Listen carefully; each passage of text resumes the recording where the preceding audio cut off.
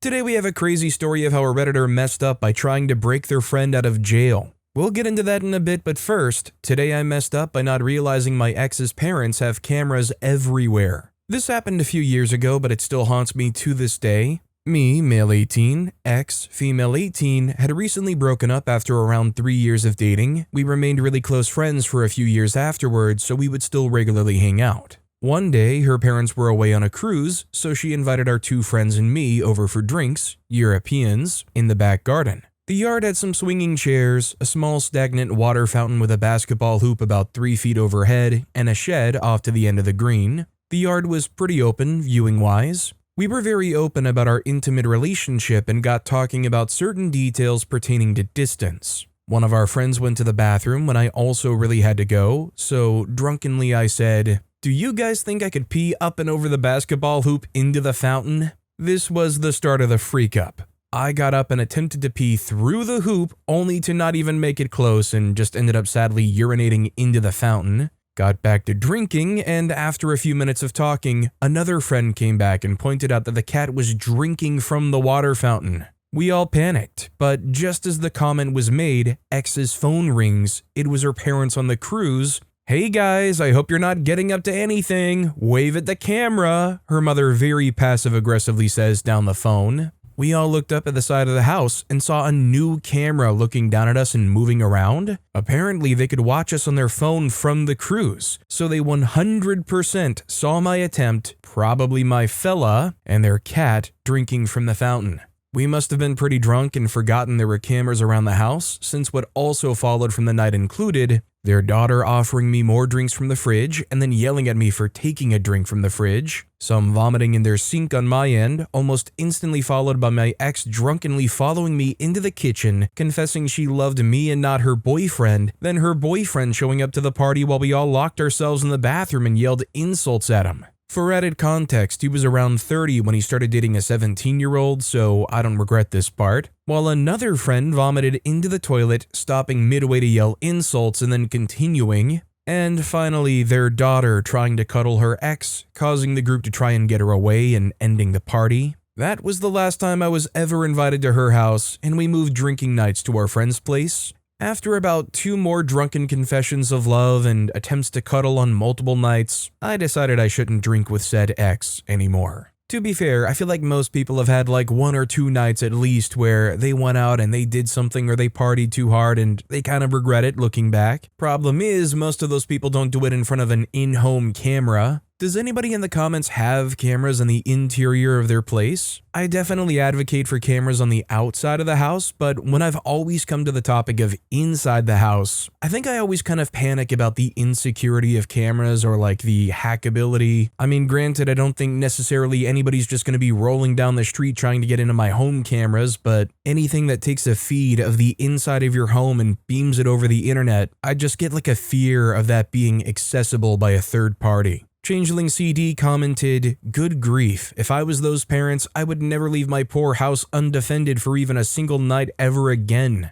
Traditional Backspace replied, "I know it's 2025 and all, but I still think it's incredibly weird to have cameras inside your house, especially if you're recording guests without their knowledge or consent." Also, hi, I'm Steven, and if you guys enjoy crazy stories of Redditors who severely messed up, why not hit those like and subscribe buttons down below? Our next story is, today I messed up by watching an emotional movie and putting my girlfriend into a death grip while we slept. Last night, my girlfriend and I wanted to watch something light, airy, and overall feel good to take our mind off the world. You know those types of movies, the one where you want to watch something with no super heavy themes, nothing dark or scary or deep, just something plain old fun and memorable. This is usually different from what I watch, as I like the deep, dark, thematic aesthetic and I love thriller movies. But tonight we decided on something different. My girlfriend decided to pick a Disney movie and gave me a choice between The Little Mermaid and Mulan. Old animated versions, none of this live action stuff Disney put out recently. I hadn't seen The Little Mermaid since my childhood and I barely remembered it, and my girlfriend wanted something light, so I just chose that. Now to preface, I don't do well around emotions and stuff. It's just been my nature to compartmentalize things, and I've never been good at expressing or dealing with emotions at all. For this reason, I don't like sad movies. I recommend doesthedogdie.com for anyone else out there like me. Like, I never watch any movies with dogs or animals in them because I know something bad happens and then I feel all sad about it.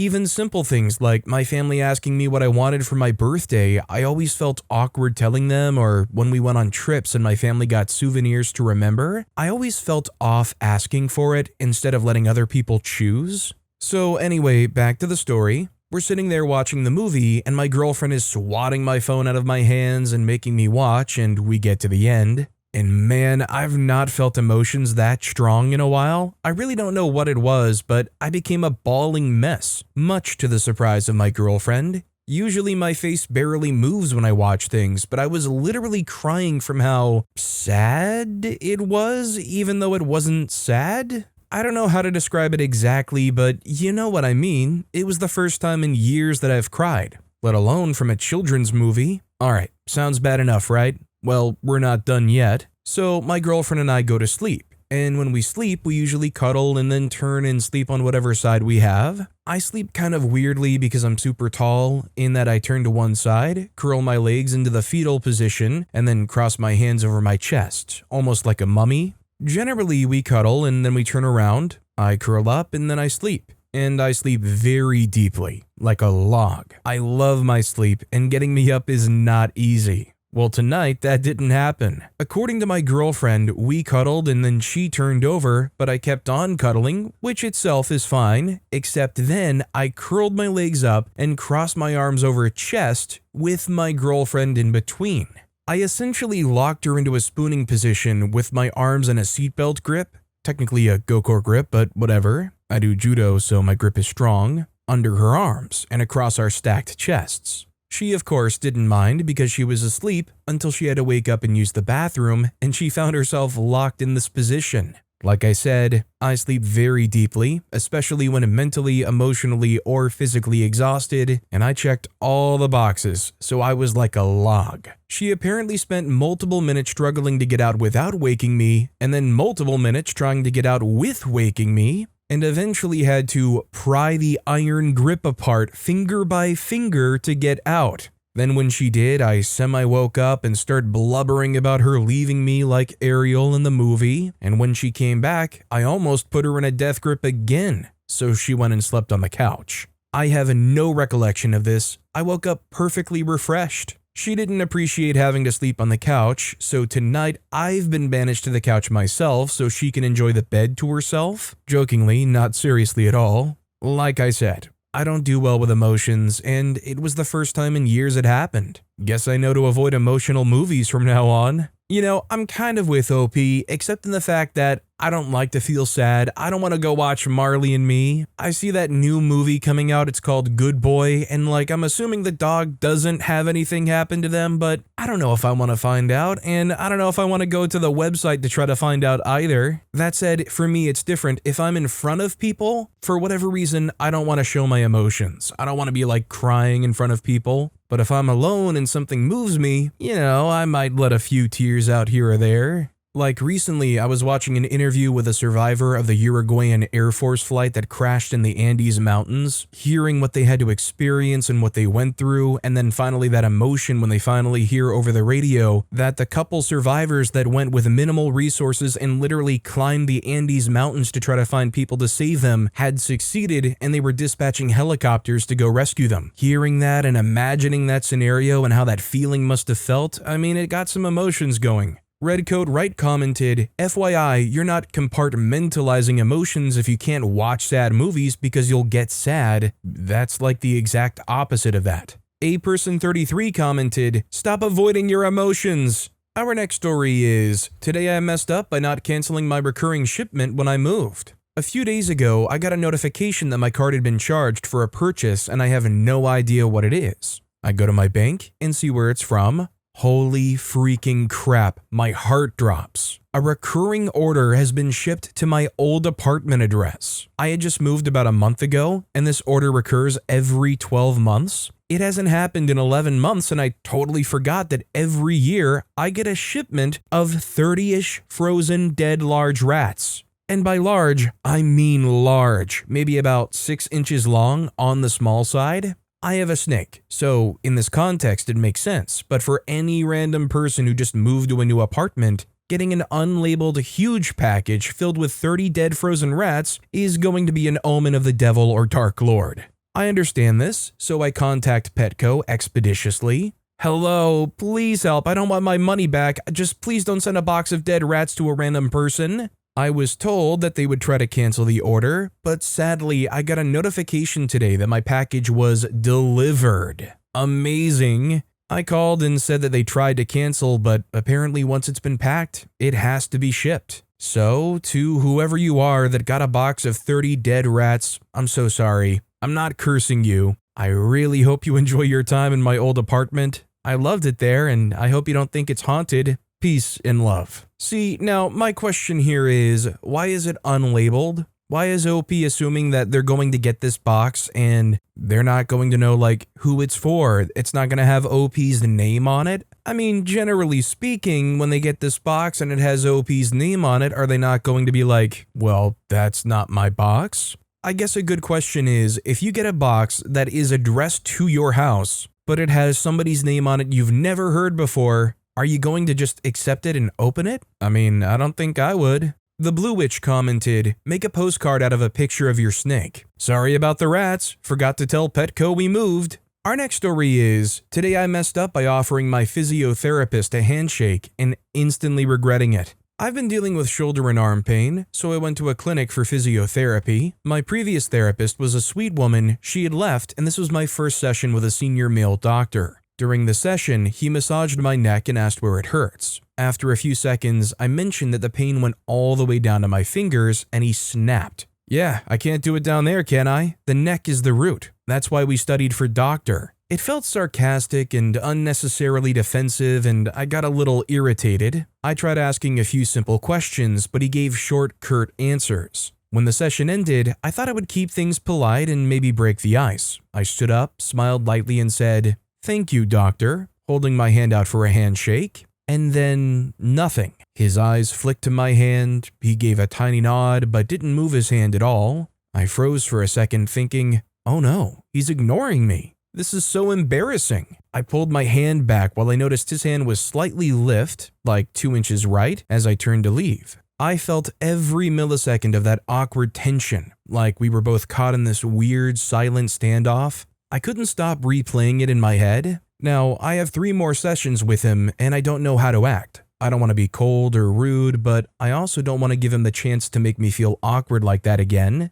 How do you handle a situation like this without letting it ruin your confidence? Update, day 2, he called me my name and I sat through the session without saying a single word and he said, "It's done," in the most humanely possible polite way, and I didn't even look at him. While I was going out, I asked another PT it out, and this guy said something. My fight or flight kicked in and I flew out of the freaking room before he even finished his sentence. I'm gonna be honest, it is kind of hard for me to know how to really take this one without having been in the room and being able to kind of read that body language. I mean, I'd love to know if you guys feel differently, but I almost kind of feel like it's weird to offer your doctor a handshake. Like, I don't know, I feel like a doctor is the kind of thing that I want to keep like super professional with. Don't get me wrong, I like pleasantries, I like the small talk or whatnot, but I feel like it's kind of weird if I'm fist bumping my doctor on the way out or giving them a handshake like, "Can't wait to see you next time." You know what? I think that's just kind of a me thing. You know what? To be honest, I actually do think that's probably just a me thing. I've said it before, I'll admit it, I'm not the best socializer. Another UN91 commented, "I'd cancel the sessions based on this interaction. 1, he was a condescending jerk. 2, he didn't really answer your questions. 3, he didn't really address your concern about the pain. 4, he couldn't manage basic cordial behavior. Why go to a doctor like that? Find a new one if you can." Our next story is, today I messed up by partying my way into $8,000 of debt during college. This one's totally on me. I'm 21 and thought I had my money figured out. I have a part-time job, a bit of help from home, and figured I could treat myself once in a while. Then once in a while turned into every weekend. Bars, Ubers, takeout, random Amazon stuff, and a couple of emergency concert tickets that made perfect sense at 1 a.m. I told myself that I would stop after my birthday weekend. That was in March. It's October now and I just checked my statements, $8,047 in debt. Somehow I blinked and it piled up. I wasn't even living wild, just one more drink nights that add up way faster than you would think. At first, I kept saying that I would pay it back next paycheck, but the balance kept growing. Now interest is eating my entire budget and I'm too embarrassed to tell anyone. It feels like a hangover that doesn't go away. I'm trying to take control now, cutting out stuff I don't need, switching to cash for daily expenses, and using this card called Fizz that tracks my spending and reports payments I already make. Not a magic fix, but at least I can see where I'm screwing up before it snowballs again. So yeah, today I messed up. I'm now trying to figure out how to dig myself out without moving back home or living on ramen for 6 months. If anyone's been reading something like this and actually got their finances back on track, I'd love to hear what worked for you. So, and I don't know if this is reassuring for OP to hear, but a lot of people have kind of found their way into this kind of a situation. From my experience, if you're in a situation like this and you do need to figure out like how do you get off of this, the common advice I've seen is look for a card that has 0% interest on the intro APR, meaning if you open that card and you transfer the balance to it for the first let's say 3, 6, you might even find some that are 12 months, you would have no interest on that at all. Alternatively, you might be able to find a loan from a different source that has a flat 3 to 5% interest rate. I mean, if that $8,000 is all on credit cards, a loan at 3 or 5% is going to be way better than the 20+% most cards have. Peanut Needs Exercise commented, "You do exactly what you don't want to do. Move back home and eat ramen for 6 months."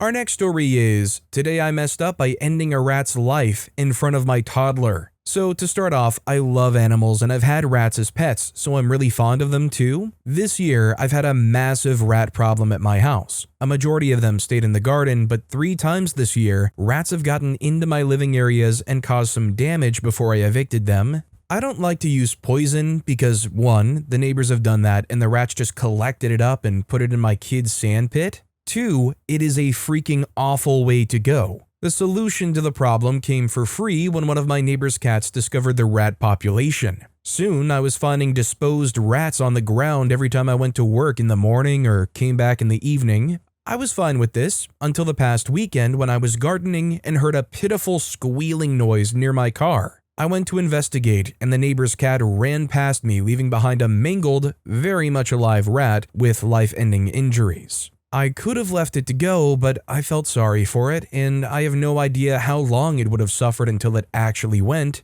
So I did the best thing I could think of. I had a spade in my hand already, so I used it. I turned around, and there was my 2.5-year-old. She didn't cry, she didn't seem traumatized. She just asked me, "Is that a rat? And is it not alive? Did you hit it with a spade?" I explained I did and why, and she seemed to understand. The freak up is that she keeps telling anyone and everyone she sees now that Dad ended a rat with a spade. The pharmacist knows, the parents and teachers at kindergarten know, the guy who brings us eggs once a week knows. And I keep having to explain myself every time. Somehow Dad here has become like a legend, like a superhero in this kid's ethos because they dispatched a rat. You think your dad is cool? My dad ended a rat. Can you imagine that kindergarten teacher's reaction? "Oh, that's great, I think." Serafita commented, "Many years in the future on your gravestone, here lies Hypno-Newt, killed a rat while daughter watched." Could be worse things to see on a gravestone. Our next story is, today I messed up by saying that I'd email someone I met in drawing class. Picture this if you would. It's the end of the day, drawing class. However, most of your class is out on a field trip that you neglected to go to because you forgot to pay, so you go to another classroom instead. There, you make a friend. Same interests as you, same sense of humor, etc. You had to go early due to a doctor's appointment, so you wave goodbye and tell your friend that you would email them, as you had left your phone at home. Truly a perfect social interaction. Nothing could ruin this day for you. This is what happened to me. However, there was one teensy little detail I'd forgotten to account for. One itsy bitsy little tidbit that, by sheer luck, I'd forgotten about, as had they. Neither of us knew each other's email. I realized my snafu as I was driving home. We knew each other's names, but not our emails. No matter, I could simply look it up on Canvas, the app our drawing class uses, and find them, right? Incorrect. You see, Canvas has a little tiny feature where if someone is not in the same class as you, which they weren't, as we had met when our classes were merged, you cannot email them. So I'm typing this in bed, ever so aware of my stupidity. They did mention they had read it, so on the off chance they see this, hello. I mean, I don't know, if you don't think it's possible that you might bump into this person again when you're going to school or drawing class or whatnot, I feel like if you get in contact with the administration and say, hey, I really vibed to this person, we were going to email each other, but I actually forgot to ask for it, I feel like chances are, as long as you have a human being on the other end with actual in-touch emotions, they might try to help out. Here's another thing though, memorize your own phone number. Do you know how many times you have to give out your phone number? I mean, maybe I'm just getting old as crap nowadays, but half the time I have to go somewhere and get something done, they say, can you verify your phone number for me? Really would have solved the whole problem real quick if you could have told them your phone number or wrote it down or something. What about a social media username? You got Discord or something? You could have given them something. Velvet Noir Rose commented, this is exactly the kind of friendship origin story that turns into a movie 10 years later. Our next story is, today I messed up by realizing I'm not a wimp, just allergic and could have passed on. So I'm a 29-year-old guy from a Mexican family where if a food doesn't make you sweat, it's not a real meal. I've always been the odd one out. My tolerance for spice is basically zero, and I've accepted my role as the family lightweight. My thing has always been salsa verde. Every single time I ate it, my lips would get a little puffy and tingly. It wasn't like scary swollen, but it was noticeable. I just thought, okay, cool. This is what a mild spice feels like for a wimp like me. It was my normal. I would just take a Benadryl if it felt a bit more intense than usual and get on with my day. The big plot twist happened last Sunday at a family barbecue. We're all eating tacos and I slather on the salsa verde. Within a few minutes, I feel the familiar puff up starting. I nudged my sister and said, whoa, this green salsa has a real kick today. My lip is already getting fat. She looked at my mouth and then back at the salsa and started laughing. Dude, that's not a kick. Your lip is actually swelling. Mom didn't put any chilies in that. It's just the tomatillo and onion stuff. The whole table got quiet and just stared at my face. My mom's eyes got huge. Mijo, she said, that's not spice. You're allergic. You've been having a reaction this whole time and just calling it spicy? It finally clicked. For 29 years, I thought my puffy lip was a sign of my weak constitution. Turns out my body was just having a low-key allergic meltdown to a totally normal ingredient. I wasn't a wimp, I was just unknowingly dosing myself with an allergen and treating it with Benadryl. So yeah, I'm not bad with spice, I'm just allergic to the family's safe sauce. I've got an appointment to figure out what exactly hates me, but for now, the jokes at my expense are absolutely relentless. You know, I think the most disappointing thing about this story is not the fact that OP is going to have to forego anything that is in salsa verde. It's the fact that OP has been dosing themselves with their allergen, salsa verde, for 29 years, apparently their family's safe sauce, and still hasn't built up like any real tolerance to it. I know it's not black or white that you will build up a tolerance or get better at tolerating these things if you have exposure to your allergens, but after 29 years of it, you kind of wish there would be. Honestly, as far as I'm aware, I got pretty lucky in regards to not really having much of any allergies that I know of, but the one thing I am really afraid of is that tick that apparently can give you something that makes you allergic to meat for years. Reasonable Eye 8632 commented, "Me to my wife,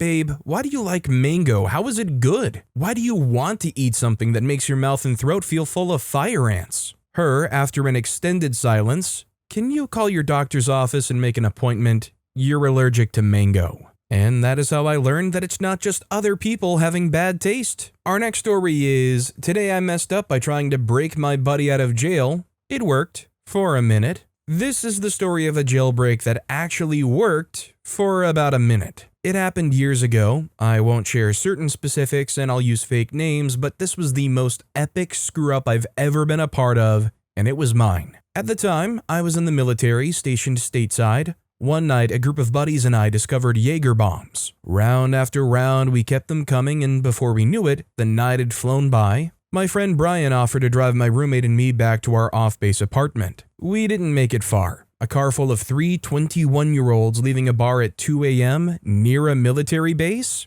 That drew police attention. We got pulled over, and as soon as the officer reached Brian's window, it was clear we were drunk. All of us admitted it. Brian blew into the breathalyzer and failed instantly. He was cuffed and placed in the back of the patrol car. Then the officer turned to my roommate and me. He explained that if one of us blew under the limit, we could drive Brian's car home and save him the impound fees. We both tried. We both failed. Here's where it gets weird. The officer left us with Brian's car and the keys, then he drove off with Brian to book him into the local jail. To this day, I have no idea why he left us like that. About 20 minutes later, my roommate and I had what seemed like a brilliant idea. A quick note. This all happened years ago, back when DUI penalties were just starting to become as serious as they are today. We were young, reckless, and unbelievably stupid. I don't condone drinking and driving in any way, and I'm grateful that nobody was hurt. Now, back to the bad ideas. Both my roommate and I were military police officers. We felt guilty for letting Brian drive us, and now he was in trouble. So with zero judgment, we decided to drive Brian's car back to our apartment ourselves. It wasn't far, but that doesn't excuse the stupidity. And then, somewhere between leaving the bar and arriving home, we came up with the ultimate plan. We were going to break Brian out of jail. The master plan. Here's how it went down, step by step. Return Brian's car to our apartment, brush our teeth, pop in gum, shave, and get into our military police uniforms, put on our guard belts to look like we were on duty, call my precinct's dispatch and ask them not to contact the jail Brian was at. Every night, the command checked the local jails for military members. Luckily, I knew the dispatcher on duty and he owed me a big favor. He agreed without asking questions. Call the jail directly, pretending to be my command. I asked if any military members were in custody. They confirmed Brian was there. I then asked if we could come take him into custody. They said yes. Switch cars, leave Brian's car at the apartment and take one of our own, give ourselves one last pep talk, and then head out. We pulled into the jail parking lot around 4 a.m. It was completely empty. We buzzed at the entrance, explained that we were there to take custody of Brian, and were told, okay. 25 of the longest minutes of my life later, a loud buzzer sounded. The heavy metal door slid open, and there stood two corrections officers and Brian in handcuffs. The look on his face was priceless, jaw dropped, pale as a ghost. I told the officers I would put my own cuffs on him so they could take theirs back. I even gave him a pat down before swapping them out. And just like that, Brian was in my custody. We thanked the officers, walked him out, and headed across the lot toward our car, hearts pounding. That's when my roommate whispered, "Don't get in the car, don't get in the car." I turned around to see the arresting officer standing behind us. He looked us dead in the eye and asked, "Aren't you two the passengers from the vehicle I pulled over tonight?" Busted. Our luck had run out. The lot had been empty when we arrived, but while we were inside waiting, the arresting officer had pulled in and was sitting in his patrol car doing paperwork. He watched us walk Brian out of jail like it was nothing. You can guess what happened next. We all went to jail. By 8 a.m., our command came to get us. Back at base, I was told to go home, pack my things, and be ready because this wasn't going to end well. The next day, I returned and didn't leave base for 45 days until we deployed again. The fallout, I was punished to the fullest extent of the Uniform Code of Military Justice. I disappointed a lot of people, and I carried that shame. But at the same time, I was infamous. Word spread fast. Everyone knew about the failed jailbreak, and for better or worse, it made us celebrities. People said we embodied loyalty. You had to admire the audacity, even if the execution was insane. Thankfully, this didn't end my career. I served out my enlistment honorably, and I've never screwed up like that again. Looking back now, it was crazy, reckless, and absolutely stupid, but it's also one of those wild stories that remind me of the bonds we had as brothers in arms. We tried to break a friend out of jail, and for a brief, glorious moment, it worked. I guess my one question would be, what would happen if they managed to get in that car and get out of there? I mean, surely at that police station, they would have had a record of arresting him still, right? Like, they're not going to just delete that and let him go. Or is that how it works with a military police handoff? Grixit commented, "For all you know, you're now a test case in officer training school in which students are challenged on how they'd handle it." Malicious Me 87 replied, "Oh my gosh, I'm a test case for the Boy Scouts in Arizona. My screw up wasn't this bad, but it's so embarrassing to know people keep bringing it up." Edit, it's not that big of a deal, but for my Eagle project, I went to the local library and they said they thought it would be cool to have an enormous ant farm outside under a pavilion. So I collected materials, got a bunch of donations, concrete, bricks, multiple aquariums that are slightly different sizes so you could see the ants. Everything except the ants. My dad had the idea to go to the zoo and set up a meeting with an entomologist to see what kinds would do best. We explained to the lady what the plan was, and she balked. In Arizona? Outside? I appreciate you wanting to make a safe place for bugs, and I'm glad you came and talked to me. If they don't die first, they'll burrow right out of there because it'll be far too hot. So yeah, 4 months of slowly putting this together went down the drain. About a year later, I started hearing from multiple people that at trainings about how to get your Eagle, they tell that story. They probably heard it from my dad, who was a huge scouter. He even got a silver beaver and can't stop talking to save his life. Edit 2, I did eventually get my Eagle, sandblasted Native American petroglyphs on some boulders at the library. It was cool. It faded in less than 10 years though. But with that being said, that's all the time we have for today. Now, if you want to hear another absolutely crazy story of how a Redditor severely messed up, check out that video on the left. Or if you missed my latest video, check out that video on the right.